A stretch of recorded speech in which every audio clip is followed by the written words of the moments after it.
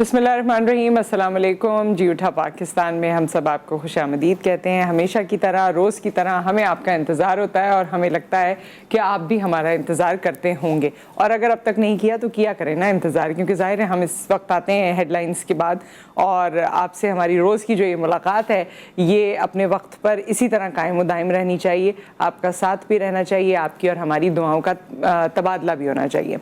अच्छा, आज की जो स्टोरी है वो भी बड़ी मज़ेदार है, और उसका आगाज़ हम यूँ करते हैं कि एक बादशाह था और उसने एक दफ़ा सोचा कि मैं अपनी रियाया का कुछ हाल चाल पूछूं, ज़रा देखूं लोग किस तरह से रह रहे हैं।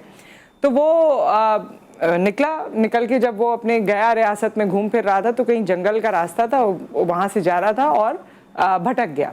खैर, उसे भटकने के बाद वो रास्ता ढूंढने लगा कि किधर जाना है, तो उसे एक जगह रोशनी नज़र आई।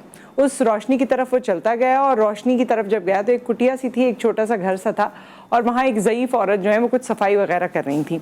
जब उन्होंने बादशाह को देखा तो वो समझी कि कोई सिपाही है और रात के वक्त आया है तो शायद भूखा होगा। उन्होंने उनको अंदर बुला लिया और कहा कि खाना खाओगे? तो बादशाह बहुत भूखे हो गए थे, तो उन्होंने कहा कि बिल्कुल मैं खाना खाऊंगा।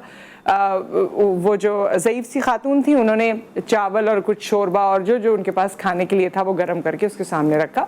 बादशाह ने जूं ही वो लुकमा बना के मुंह में डाला तो वो गर्म था, कुछ चावल भी ज़मीन पर गिर गए और उनका मुंह भी जल गया, हाथ भी जल गया। तो ये देखकर वो ज़ईफ़ औरत कहने लगी कि तुम भी अपने बादशाह की तरह बेसब्रे हो। ये सुनकर बादशाह को बड़ी हैरत हुई। उन्होंने कहा कि ये आप क्यों ऐसा समझती हैं कि हमारा बादशाह बेसब्रा है? तो वो कहने लगी कि इस वजह से, क्योंकि देखो अगर तुम थोड़ा सा इत्मीनान कर लेते तो ना तुम्हारा हाथ जलता ना रिस्क ज़ाया होता। अब हमारे बादशाह को भी देख लो कि वो चाहता है कि वो बड़े बड़े किले फतह कर ले, बड़े बड़े काम कर ले, और उस जुनून में वो इतना पागल हो गया है कि उसने अपने कितने ही सिपाहियों की जान ले ली है। लेकिन उसने कहने का मकसद ये था कि प्लानिंग नहीं की है, वो आहिस्ता आहिस्ता आगे नहीं बढ़ रहा, बल्कि वो चाहता है कि मैं फौरन छा जाऊं। कहने लगी कि अगर तुम देखो जब भी खाना खाओ, गरम खाना होता है, इसको साइड से खाना शुरू करो और फिर आहिस्ता आहिस्ता अपनी प्लेट को साफ करो। इसी तरह बादशाह के लिए भी है कि पहले वो छोटे छोटे किले कस्बे जो उसके इलाके के इर्द गिर्द हैं उनको पहले अपना बना ले। जब उनको अपना बना लेगा और आहिस्ता आहिस्ता प्लानिंग के साथ आगे चलेगा तो उसके सिपाहियों का ज़िया भी नहीं होगा, सिपाहियों की जान भी नहीं जाएगी, और वो आहिस्ता आहिस्ता बढ़ता भी जाएगा। बेसब्रा होने से, इम्पेशेंट होने से नुकसान होते हैं। ये बात कितनी ही मुफीद और कितनी ही उम्दा है, क्योंकि ये हमारी जिंदगियों का उसूल बन गया है। सड़क पे देख लीजिए, हमें जल्दी है, मुझे भी जल्दी है, आपको भी जल्दी है, इसको भी जल्दी है, उसको भी जल्दी है, और उस जल्दी में कितने हादसात हो रहे हैं।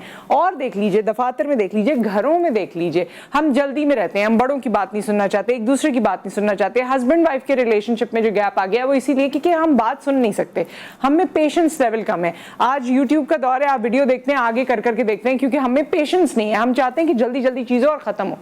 इस दौड़ भाग में हम जा कहाँ रहे हैं और हम अचीव क्या करना चाहते हैं, इसको ज़रूर सोचें। क्योंकि कल्ब का इत्मीनान, जो मैं हर दफ़ा कोशिश करती हूँ कि इसको ज़रूर इनकलकेट करूँ अपनी टॉक में, कि हमारे दिलों का जो सुकून है वो सबसे बड़ी हमारी खूबसूरती है, वो सबसे बड़ा हमारे लिए एक असासा है। कोई पैसा, कोई दौलत, कोई चीज़ इससे बढ़कर नहीं है जो दिल का इत्मीनान या कल्ब का सुकून है जो अल्लाह ताला की तरफ से मैसर आता है। और जब हम ज़ाहिर है इसकी बात की कि अफरा तफरी है, जल्दी है, पेशेंस है, तो इसमें मैं आपको अनफॉर्चुनेटली जो कल एक खबर हम सब ने सुनी उसके बारे में बताना चाहती हूँ, क्योंकि वो रोड हादसे के हवाले से ही है।